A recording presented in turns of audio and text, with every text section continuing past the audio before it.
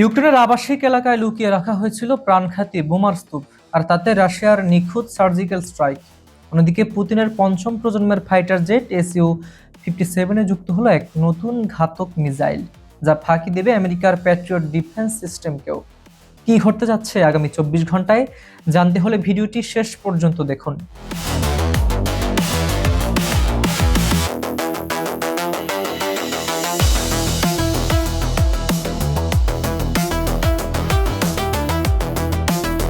রাশিয়ার তীব্র হামলা ও পুতিনের হুঁশিয়ারি।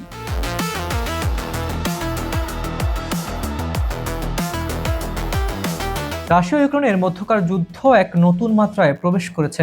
সম্প্রতি সামাজিক যোগাযোগ মাধ্যমে রাশিয়ার 3 টন ওজনের বিশালাকার FAB-13,000 গ্লাইড বোমার একটি ভিডিও ছড়িয়ে পড়েছে, যা ইউক্রেনীয় বাহিনীর প্রতিরোধ ক্ষমতাকে বড় চ্যালেঞ্জের মুখে ফেলেছে।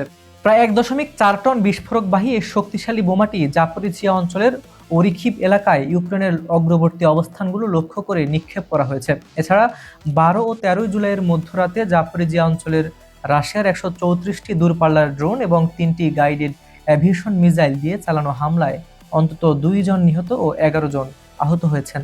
একই সাথে কৃষ্ণ সাগর উপকূলে ইউক্রেনের বৃহত্তম বাণিজ্যিক বন্দর চোর্নোমর্স্কে রুশ ড্রোন সফলভাবে আঘাত হেনেছে। ভ্লাদিমির পুতিনের তীব্র প্রতিশোধের ঘোষণা।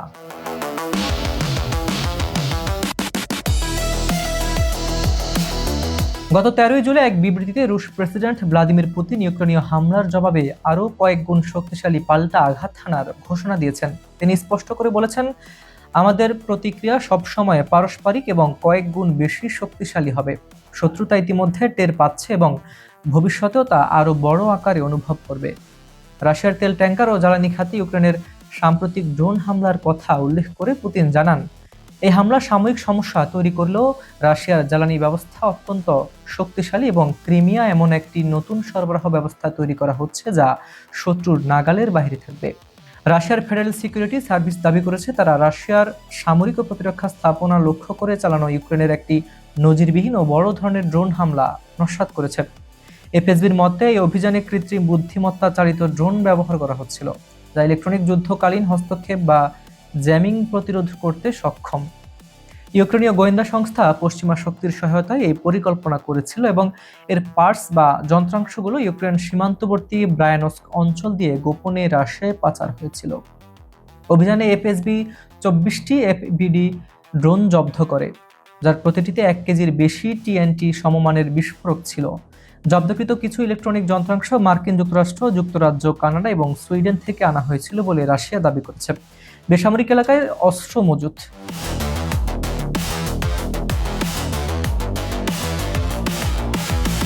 এদিকে ইউক্রেনের ভেতরে ভিন্ন এক বিতর্ক তৈরি হয়েছে। ইউক্রেনের প্রেসিডেন্ট ভ্লাদিমির জেলেনস্কি স্বীকার করেছেন, দেশের অন্যতম বৃহত্তম প্রতিরক্ষা সংস্থা উক্রোবোরনপ্রম এর কর্মকর্তারা নিয়ম লঙ্ঘন করে ভিশনেভে এলাকার আবাসিক ভবনের কাছে অবৈধভাবে অস্ত্র ও গোলা বারুদ মজুত করেছিলেন। গত 6 জুলাই গোপন ডিপোতে রাশিয়ার মিসাইল ও ড্রোন হামলার পর সেখানে এক ভয়াবহ ও শক্তিশালী সেকেন্ডারি বিস্ফোরণ ঘটে। এই বিস্ফোরণে আশেপাশের বাড়িঘর ধ্বংস হয়, বিদ্যুৎ সরবরাহ বিচ্ছিন্ন হয় এবং শত শত মানুষ এলাকা ছাড়তে বাধ্য হয়। এতে 7 জন বেসামরিক নাগরিক নিহত এবং বহু মানুষ আহত হন। এই ঘটনার পর জেলেনস্কি তীব্র ক্ষোভ প্রকাশ করে জানান, নিরাপত্তা আইন লঙ্ঘনের দায়ে উক্রোবনপ্রম এর 2টি প্রতিষ্ঠানের প্রধানদের বিরুদ্ধে ইউক্রেনের নিরাপত্তা সংস্থা ফৌজদারি তদন্ত শুরু করেছে। রণক্ষেত্রে নিজেদের আধিপত্য আরও বাড়াতে রাশিয়া S-71কে কোভার নামের একটি নতুন আকাশ থেকে নিক্ষেপণযোগ্য ক্রুজ মিসাইল উন্মোচন করেছে। এটি মূলত রাশিয়ার পঞ্চম প্রজন্মের স্টিলথ ফাইটার জেট SU-57 ফ্যালন এ ব্যবহারের জন্য তৈরি করা হয়েছে।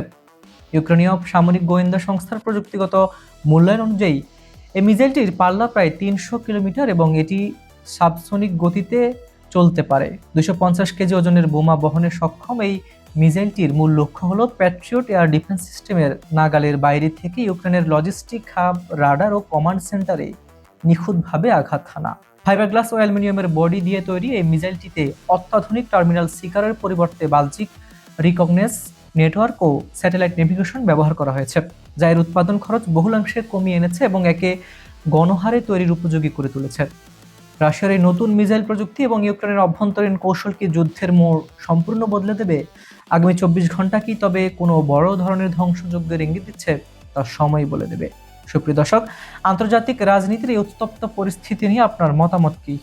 রাশিয়ার এই নতুন ঘাতক মিসাইল কি সত্যি আমেরিকার প্যাট্রিয়ট ডিফেন্স সিস্টেমকে পরাস্ত করতে পারবে?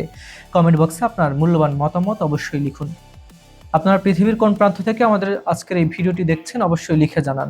হতে পারে Bangladesh, Bharat, Pakistan, America, Europe, Ukraine, Brazil, Argentina, Africa, Saudi Arab, Kuwait, Dubai, মধ্যপ্রাচ্য সহ যে কোনো দেশ থেকে দেখুন না কেন, আমরা আপনার মতামত শুনতে চাই। আন্তর্জাতিক ভূরাজনীতি এবং যুদ্ধক্ষেত্রে এমন সব রোমাঞ্চকর ও নিখুঁত আপডেট সবার আগে পেতে এখনই আমাদের চ্যানেলটি সাবস্ক্রাইব করুন এবং পাশে থাকা বেল আইকনটি চেপে রাখুন। আর হ্যাঁ, যারা আমাদের চ্যানেলে বিজ্ঞাপন দিতে চান এবং যে কোনো ধরনের প্রমোশনের কাজ করতে চান, অবশ্যই ডেসক্রিপশন দেওয়া নাম্বারে সরাসরি যোগাযোগ করতে পারেন। আজ এ পর্যন্তই। খুব শীঘ্রই দেখা হবে আন্তর্জাতিক রাজনীতির এক্সক্লুসিভ বিশ্লেষণ দিয়ে। সেই পর্যন্ত সবাই ভালো থাকুন, নিরাপদে থাকুন। আল্লাহ হাফিজ।